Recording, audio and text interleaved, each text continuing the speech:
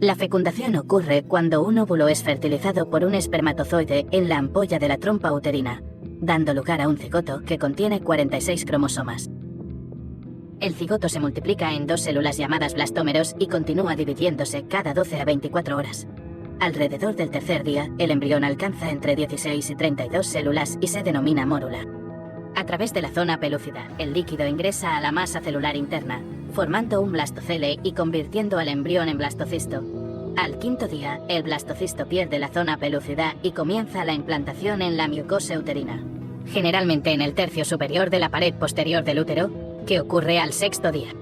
Cuando se forma el trofoblasto, se divide en 2 capas, una capa interna llamada citotrofoblasto y una capa externa llamada sincitiotrofoblasto.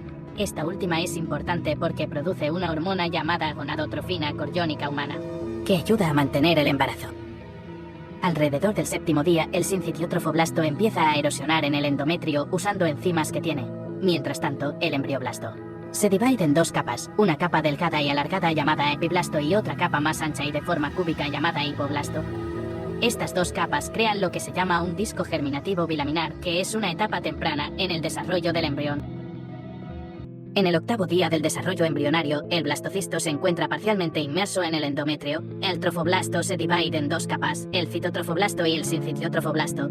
El embrioblasto se diferencia en 2 capas, hipoblasto y epiblasto, formando el disco germinativo bilaminar. En el epiblasto se forma una cavidad que se expande, conocida como cavidad amniótica. En el 9º día de la gestación, el embrión se implanta más profundamente en el endometrio, formando un coágulo de fibrina en la superficie que genera oclusión. Se desarrollan vacuolas que se fusionan y forman lagunas trofoblásticas. Además, se inicia la formación de una membrana exocelómica en la superficie interna, que, junto con el hipoblasto, da lugar al saco vitelino primitivo. El día 12, las lagunas en el embrión dejan de crecer y crean redes lacunares.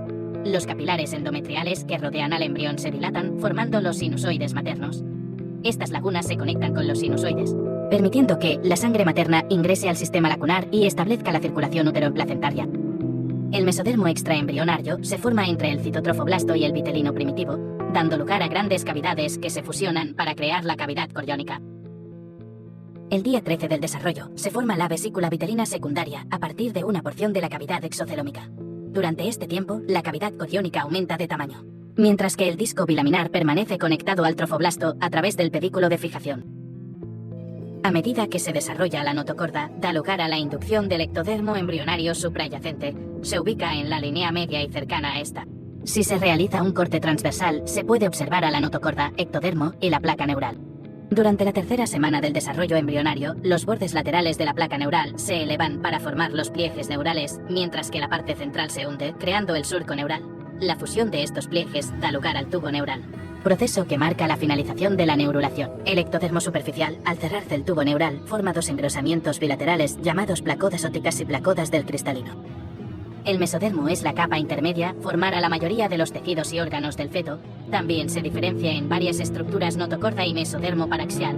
Después tenemos mesodermo intermedio denominado y mesodermo lateral. Endodermo es la capa más interna y se divide en 2 partes, endodermo embrionario y extraembrionario. En resumen, se forma el tubo neural, precursor del cerebro y la médula espinal, y comienzan a desarrollarse los esbozos de órganos principales, como el corazón y los intestinos. Semana 6, el corazón empieza a latir y se establecen los circuitos vasculares. Inician la formación de ojos y estructuras faciales. Semana 7, se desarrollan los brazos y piernas con los primeros indicios de dedos y avanza la formación del sistema digestivo. Semana 8, el embrión alcanza características humanas más definidas. Mide aproximadamente 2.5 centímetros y pesa alrededor de 1 gramo. Semanas 9 a 12, inicio del periodo fetal. Comienza un rápido crecimiento. Se definen más los rasgos faciales y los órganos siguen desarrollándose y funcionando, como los riñones, que empiezan a producir orina. Este periodo marca un hito crucial en el desarrollo humano. De la formación de la cara. Al final de la 4ª semana aparecen las prominencias faciales, constituidas principalmente por mesénquima derivado de la cresta neural y formadas de manera primordial por el primer par de arcofaringios.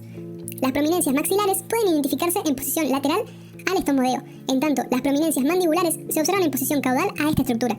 La prominencia frontonasal, integrada a partir de la proliferación del mesénquima ventral a las vesículas cerebrales, constituye el borde superior del estomodeo. A ambos lados de la prominencia frontonasal se originan engrosamientos localizados de ectodermo superficial llamados placodas nasales u olfatorias, bajo la influencia inductiva de la porción ventral del prosencéfalo. Durante la 5ª semana, las placodas nasales se imaginan para dar origen a las fosas nasales. Al hacerlo, forman la cresta tisular alrededor de cada fosa y las prominencias nasales. Durante las 2 semanas siguientes, las prominencias maxilares siguen creciendo en dirección medial de manera simultánea, de modo que comprimen las prominencias nasales mediales hacia la línea media. En forma subsecuente, la hendidura ubicada entre la prominencia nasal medial y la prominencia maxilar se pierde y los dos se fusionan. Así, se forma el labio superior a partir de las 2 prominencias nasales mediales y las 2 prominencias maxilares. Las prominencias nasales laterales no participan en la formación del labio superior. El labio inferior y la mandíbula se integran a partir de las prominencias mandibulares, que se fusionan en la línea media. Al inicio, las prominencias maxilares y las prominencias nasales laterales están separadas por un surco profundo conocido como surco nasolagrimal.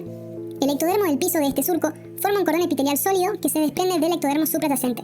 Después de canalizarse, el cordón da origen al conducto nasolagrimal. Su extremo superior se ensancha y termina generando el saco lagrimal. Tras el desprendimiento del cordón, las prominencias maxilares y las prominencias nasales laterales se fusionan uno con otro. El conducto nasolagrimal se dirige así desde el ángulo medial del ojo hasta el meato inferior de la cavidad nasal, y las prominencias maxilares crecen para constituir las mejillas y los maxilares superiores. La nariz se forma a partir de 5 prominencias o procesos faciales.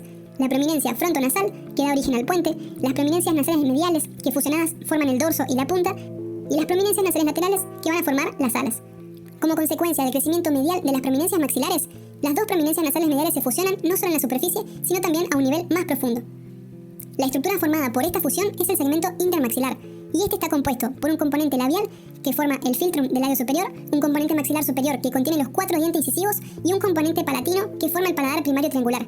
El segmento intermaxilar va a guardar continuidad con la porción rostral del tabique nasal, formado a partir de la prominencia frontal. Si bien el paladar primario deriva del segmento intermaxilar, el segmento principal del paladar definitivo se integra a partir de 2 evaginaciones similares a repisas de las prominencias maxilares.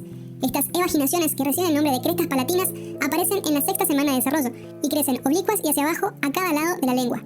No obstante, durante la 7ª semana, las crestas palatinas ascienden para adoptar una posición horizontal por encima de la lengua y fusionarse, con lo que se termina formando el paladar secundario. En la región anterior, las crestas se fusionan con el paladar primario triangular y el foramen incisivo es el punto de referencia entre el paladar primario y el secundario. Al mismo tiempo que se fusionan las crestas palatinas, el tabique nasal crece hacia abajo y se une a la cara cefálica del paladar recién formado. Las fosas nasales durante la 6ª semana se profundizan en grado considerable, en parte por el efecto del crecimiento de las prominencias nasales circundantes y también por su penetración hacia el mesénquima subyacente. Al inicio, la membrana oronasal separa las fosetas de la cavidad oral primitiva por medio de los orificios recién formados, los cuales son las coanas primitivas. Estas coanas se ubican una a cada lado de la línea media y justo por detrás del paladar primario.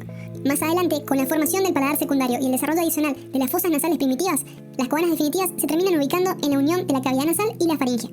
Los senos paranasales se desarrollan como divertículos de la pared nasal lateral y se extienden hacia el interior de los huesos maxilar, etmoides, frontal y efenoides.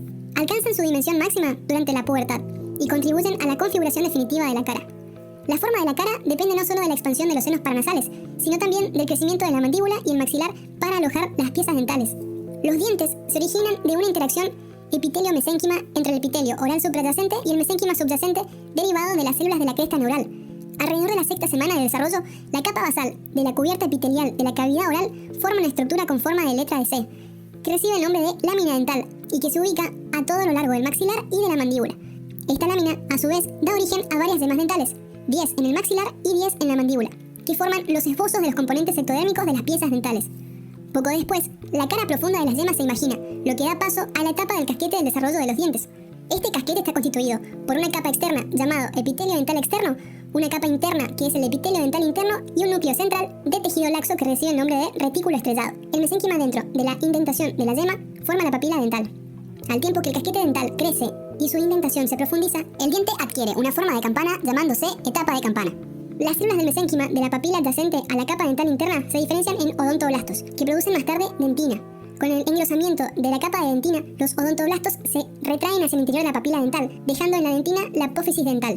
La capa de odontoblastos persiste durante toda la vida del diente y aporta predentina en forma continua. El resto de las células de la papila dental constituyen la pulpa del diente. Entretanto, las células epiteliales del epitelio dental interno se diferencian en ameloblastos. Estas células producen prismas elongados de esmalte que se depositan sobre la dentina. Por otra parte, un grupo de estas células en el epitelio dental interno integra el nudo de esmalte, que regula el desarrollo temprano de los dientes.